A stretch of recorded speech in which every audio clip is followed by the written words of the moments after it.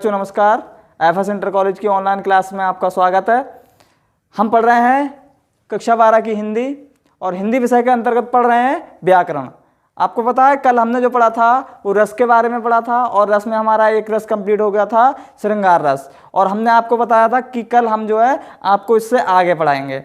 तो हमने बताया था कल इससे आगे पढ़ाएंगे। तो इससे आगे अब क्या होगा, श्रृंगार रस हमने कल पढ़ा दिया था, लेकिन बताया था कि इसके दो भेद होते हैं। ठीक है, इसके दो भेद कौन कौन से होते हैं, आज उन पर चर्चा करते हैं। आइए देखते हैं। श्रृंगार रस, इसके दो भेद होते हैं।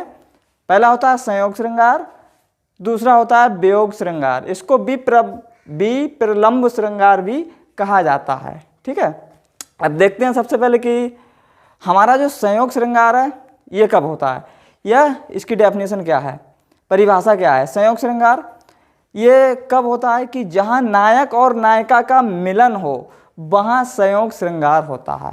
कह सकते हैं जहाँ नायक और नायिका का मिलन हो, यानी कि प्रेमी और प्रेमिका भी कह सकते हैं। जहाँ इन दोनों का मिलन हो वहाँ पर हमारा क्या होगा, संयोग श्रृंगार होगा। ठीक है, इसको एक उदाहरण के तौर पर देखते हैं, उससे और ज़्यादा स्पष्ट होता है। उदाहरण लिखा हुआ है, कहत नटत, कॉमा लगाने को रह गया,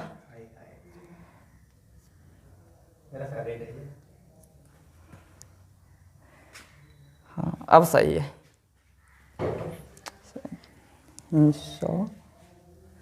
ठीक, उदाहरण देखते हैं।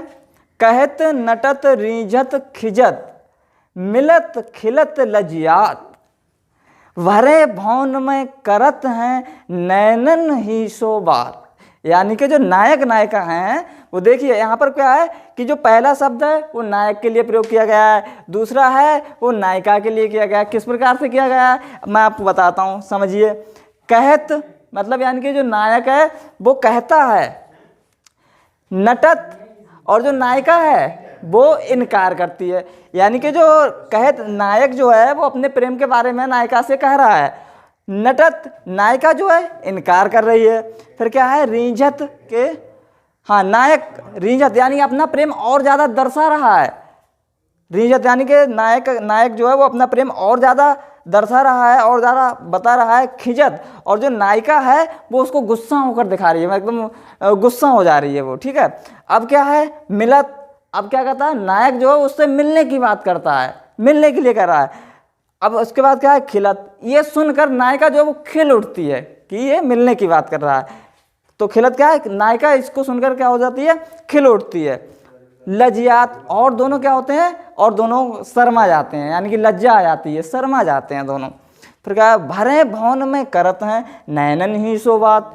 यानी कि भरे भवन, भवन मतलब होता है भवन। ठीक है, भवन भी हो सकता है, घर भी हो सकता है ये। ठीक है, यानी कि भवन जो है या घर जो है वो भरा हुआ है, घर में सारे लोग हैं और ये लोग भी वहाँ पर बैठे हुए हैं, लेकिन भवन भरा हुआ है। भरे भवन में करत हैं नैनन ही सो बात। ये आपस में जो बात कर रहे हैं कैसे कर रहे हैं, आंखों ही आंखों में बात कर रहे हैं, इशारों ही इशारों में बात कर रहे हैं ये। ठीक है, तो ये क्या हुआ, हमारा संयोग श्रृंगार हुआ।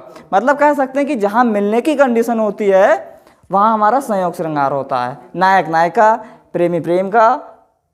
ठीक है, अब दूसरा जो है हमारा वियोग श्रृंगार, इसको विप्रलंब श्रृंगार भी कहा जाता है।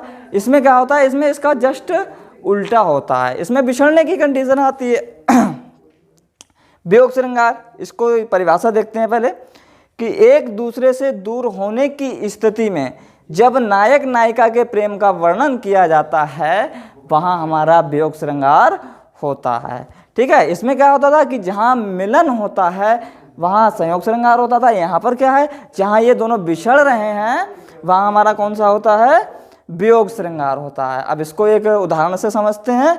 उदाहरण लिखा हुआ है कि निशिदिन वर्षत नयन हमारे, सदा रहत वर्षा ऋतु हम पर, जब से श्याम से धारे। ठीक है, पहले आप इसको समझ लीजिए कि ये जो दोहा है ये कहाँ से लिया गया है, किसके लिए है।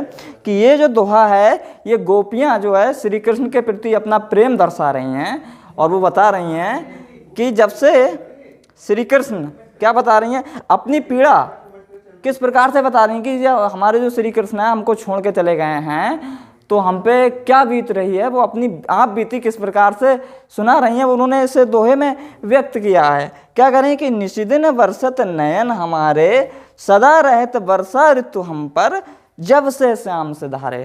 क्या करें कि निशिदिन बरसत नयन हमारे, यह कि हमारे नयनों से यानी हमारे आँखों से सदा क्या होती रहती है, बरसात होती रहती है।